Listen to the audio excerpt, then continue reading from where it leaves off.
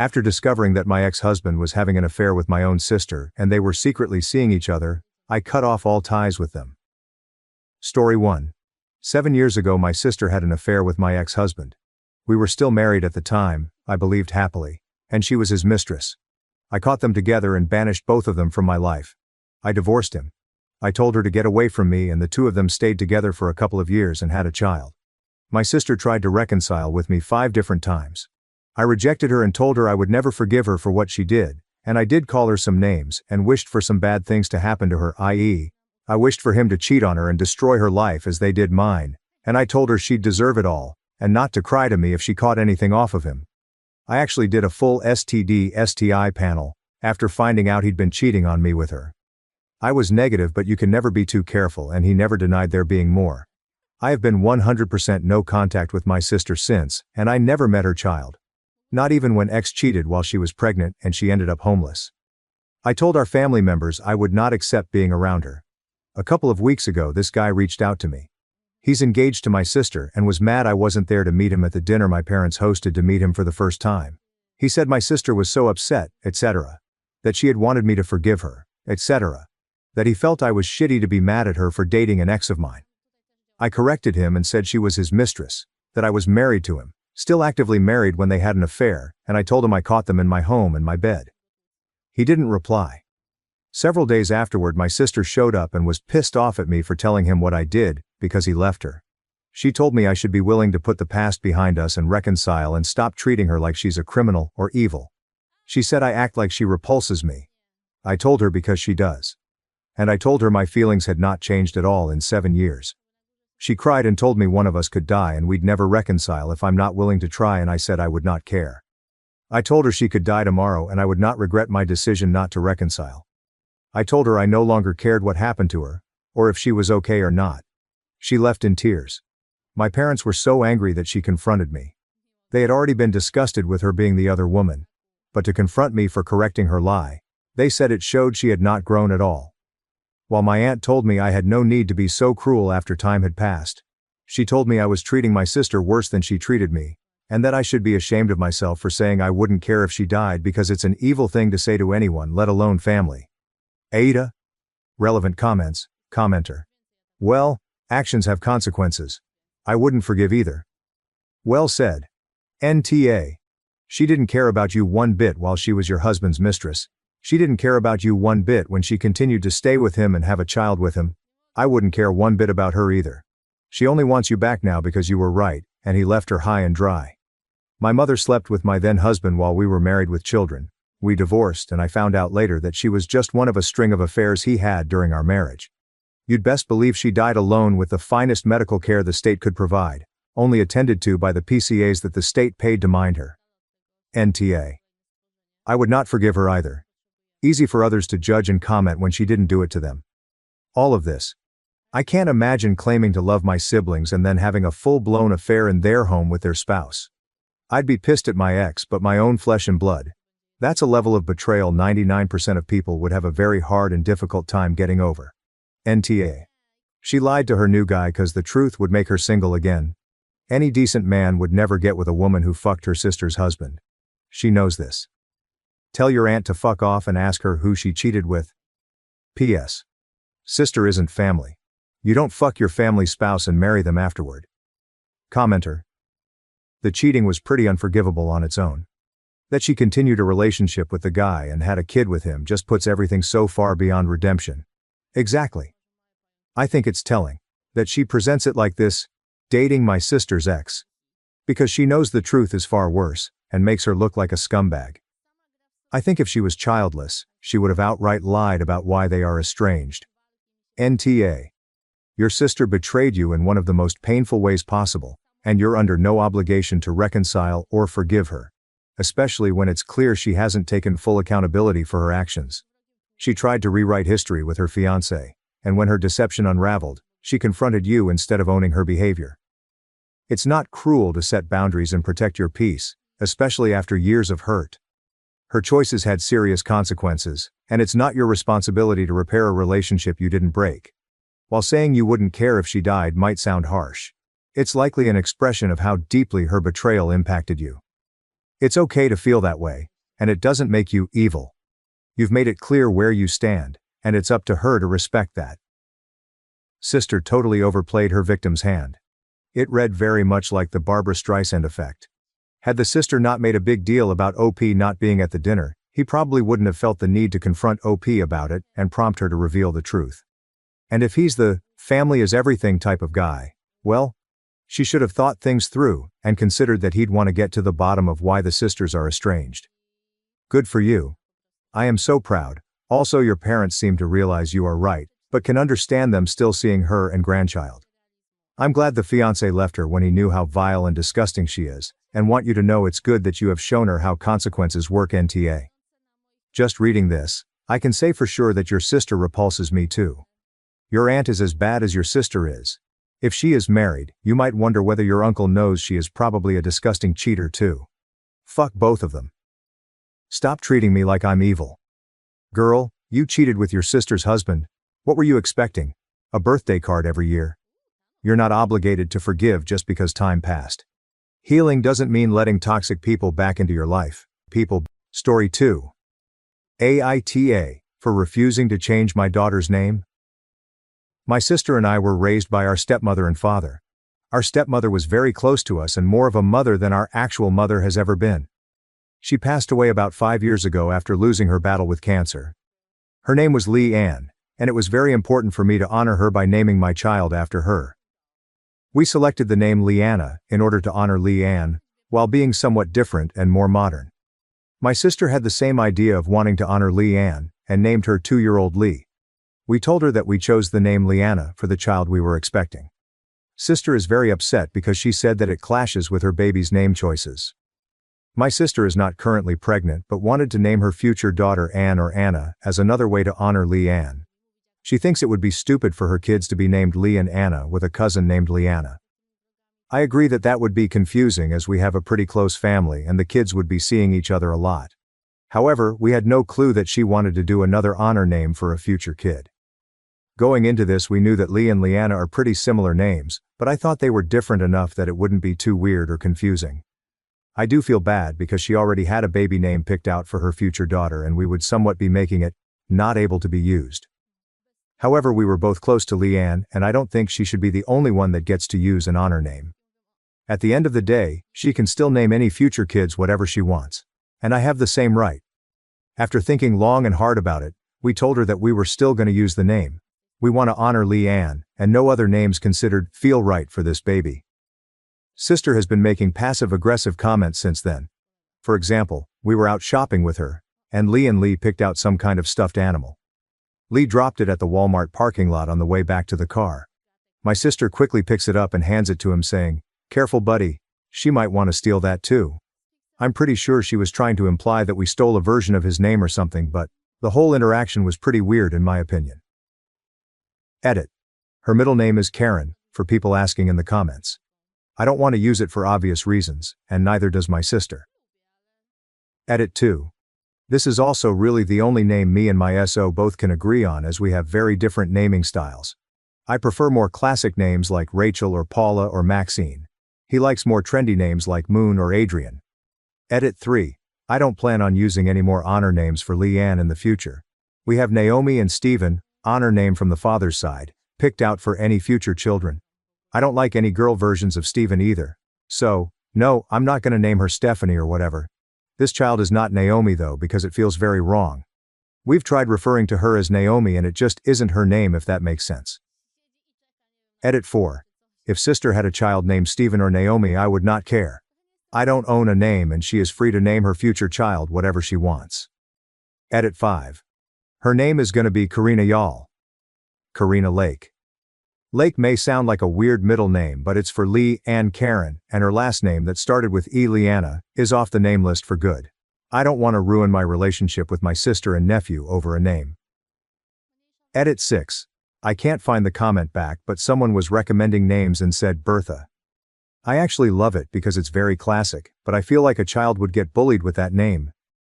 Relevant comments. Commenter, NTA, they are 3 different names. It's bad enough when somebody tries to pull that, you can't use that name, because I might possibly maybe use it at some vague point in the future. Crap. Never seen someone try to claim you can't use any names that sound even remotely related to the one I want. Though, that's a whole new level of entitlement. You're not stealing anything.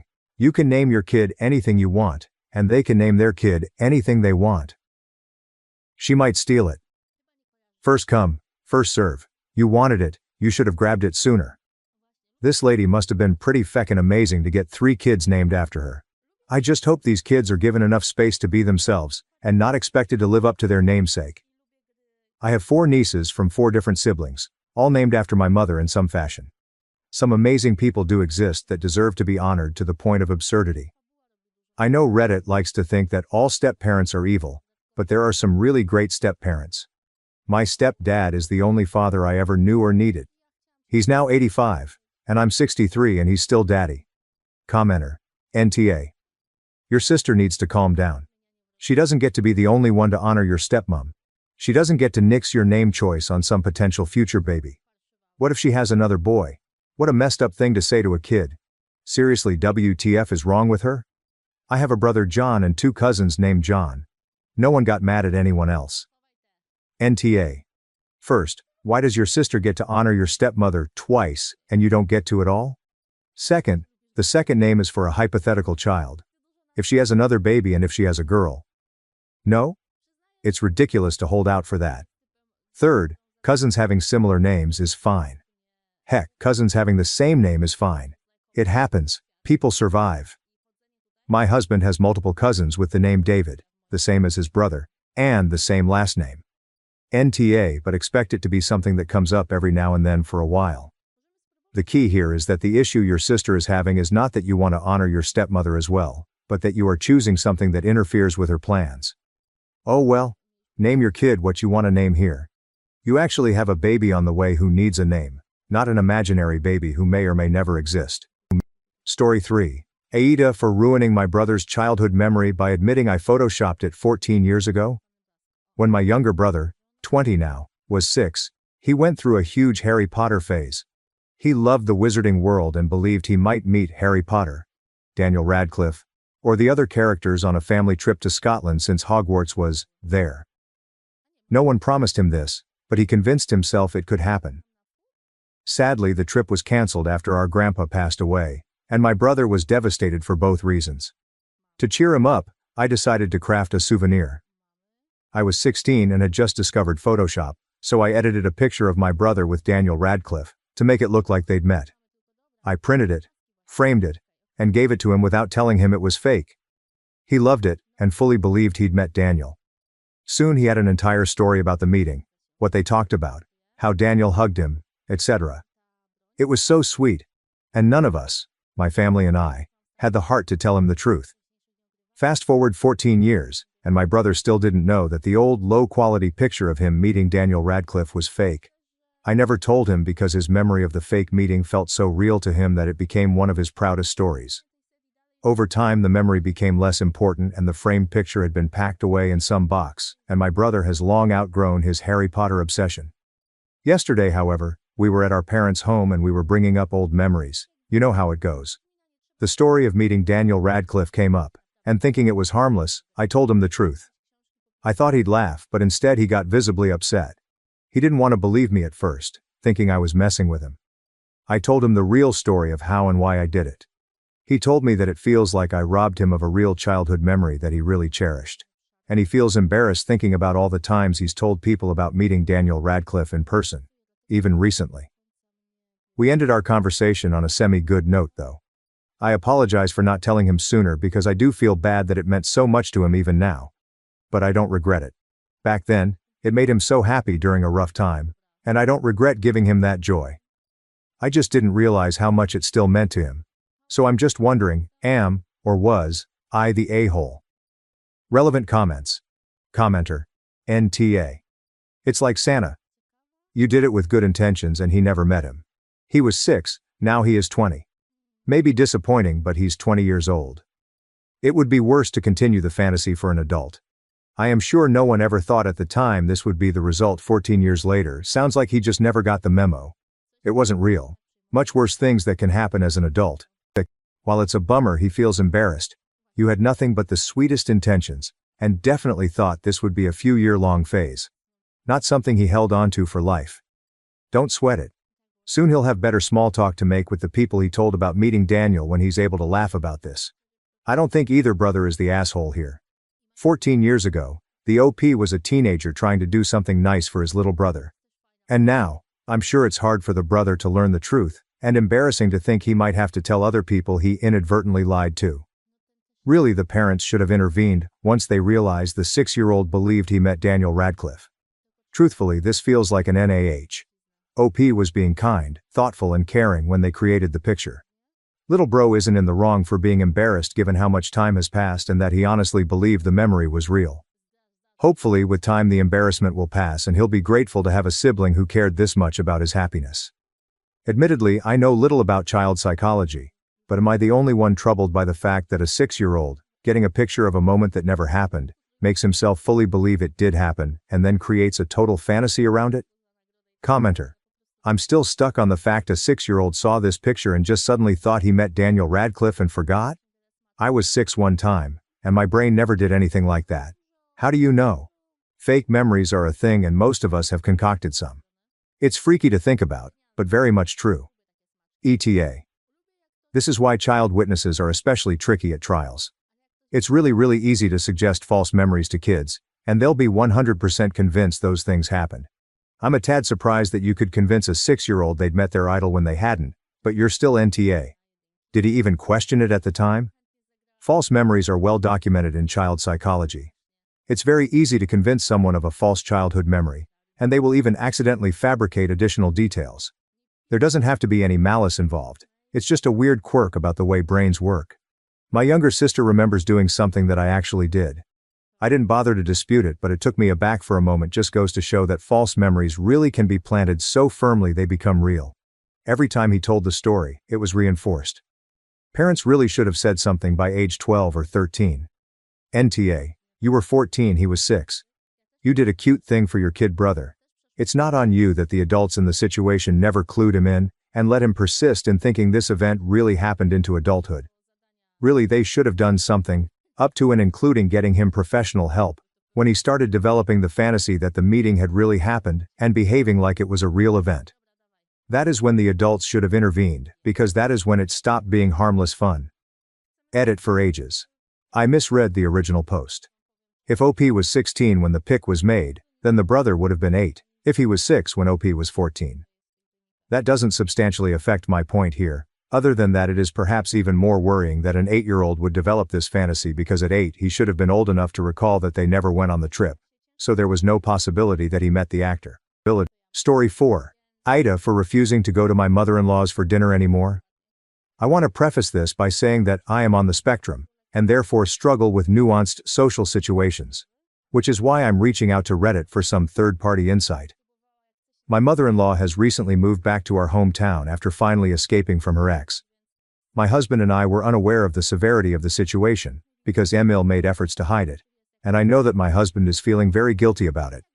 But Miel is doing better and has her own little apartment in town and has been working and rebuilding her life.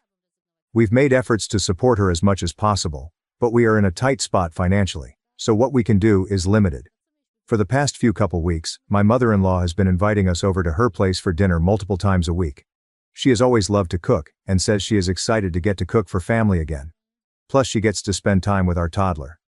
The problem is that she has consistently told us to be there around 6 p.m., only for her to not have dinner ready until 9 p.m. or later. And she refuses any help in the kitchen. This is a major issue because we wind up staying out past our daughter's bedtime. Her whole nighttime routine gets thrown off, and it makes it harder to get her down for bed. Not to mention how cranky she gets waiting for the food. I've tried to gently talk to my mother-in-law about this, but she has always been critical of me and of my parenting. She thinks it's outrageous that I keep my daughter on such a strict schedule, and insists that when her kids were little, they didn't have schedules, and just ate when they were hungry and fell asleep when they were tired, and it worked out just fine. I asked my husband to talk to his mom about it, but she basically told him the same thing. Then went off on him about how she was just trying to help us out financially by providing a few meals for us, and how it was terrible of us to try to make her feel bad for just wanting to spend time with her family. So he dropped it, and we've been back to her place for dinner a couple more times since then. And it's still been served at 9 p.m. and she's been making passive-aggressive comments about how I need to loosen up and how I can't expect the world to stick to my schedule, and my husband thinks we should just put up with it because his mom has been through so much, and he feels partially responsible because he was unaware of the situation and wasn't able to protect her. But after a particularly critical phone call with her yesterday, I told my husband that I didn't want to go to her place for dinner anymore. He insisted that she's just stressed because of everything she's been through, and we need to show her some leniency. I told him that she could come over to our place for dinner every now and then. That would be fine. But I'm not going to be held captive at her apartment anymore. We didn't really come to an agreement though. And I'm thinking that maybe I'm being too harsh on my MIL and torturing my husband in the process. So Reddit, AITA, relevant comments. Commenter. NTA. Child-rearing theories have evolved over the decades since your mother-in-law raised free-range children. If you absolutely cannot refuse the invitation, which is not a summons BTW, pack some dinner for your little one and stick to your bedtime routine so she isn't cranky and fussy. If Mael still has a problem with it, because waiting for 3 hours past a specified time isn't rude at all, then you need to present a united front with your spouse that your daughter will have a structured routine. Info. What does she make that requires 3 hours of prep time? OP. It's not that she's consistently cooking that whole time. She'll do some prep, then take a smoke break. Then do a little more, and then take a play with baby break. Then a coffee break. Then she'll do a little more cooking, then take a phone call outside. Then another smoke break. Apparently, this is how she's always done things. NTA at all. She's not respecting your time or parenting. Her coming to your house for a meal is a great compromise, but you need to get your husband to shut his mother's attitude down. Commenter. If hubby still wants to go there, great. Every time hubby goes to dinner there, he takes the little one with him and is responsible for getting her to sleep and getting her ready the next morning. That should make a steep learning curve. I feel tortured just listening to what you have to put up with when you visit. I suggest that you and your husband get on the same page. Can you afford a couples counselor or coach? If not, you can set a boundary that you are not willing to go anymore. If your husband insists on going, he can go by himself. If he taking your child, it is all on him. I agree, it is not at all good for your daughter to be so disrupted, but I bet a few dinners by himself with his mom, and your daughter, might make him come around. It is outrageous that he isn't sticking up for you when his mom is critical. The only way I'd agree to this BS is to text her beforehand. Can't wait to see you tonight. Baby has bed at X time, so we'll be leaving at Y time. Then bring dino nuggets to heat up at 6 and peace the fuck out when it's time to get her home for bed. She can send to-go containers if she really wants you to eat her cooking. But, flat out refusing to go at all still makes you NTA. Not just the dinners though, the husband needs to be fully in charge of the bedtime routine. I bet he'd change his tune if the full consequences of his choices actually fell on him. She's trying to keep you there as long as possible. You need to nip that behavior in the bud, even if it means staying home with the little one. She's lonely and trying to keep you hostage. Go separately from your husband and arrive with the kid at 8 p.m., having already eaten. When she complains about showing up late, tell her to take her own advice and stop worrying so much about keeping to schedule. Your husband should also have no issues with that. Fuck that. She's doing all of that on purpose to neg you or some shit. She sounds like a total asshole. Just because she was in an abusive relationship doesn't mean she can't be a dick. Exactly. I think she knows her son feels guilty and she is taking advantage of that. OP has a husband problem. He needs to set boundaries with his mom and stick up for his wife. If she can't have dinner ready at a decent time at her house, then she can come to their house for family dinners. It is beyond rude to have dinner ready 3 hours late every time. I'd solve this by telling husband and MIL that I'm showing up at 5:30 and leaving at 7:30 regardless. If dinner gets put on the table at 7:25, I'd still get up and leave at 7:30. I stand up and tell husband it's time to go and he needs to be in the car in the next 5 minutes or make arrangements to find his own way home. The first time she cooks and nobody eats, she will get the message and have dinner on the table at an appropriate time or stop inviting you. If your husband opts to stay, you know where he stands on the situation. Either way, everyone will understand you're tired of dinner turning into a 4-hour ordeal. Thank you so much for watching until the end. If you enjoyed our videos, please don't forget to like, share and subscribe to stay updated with our latest ones. Have a great day.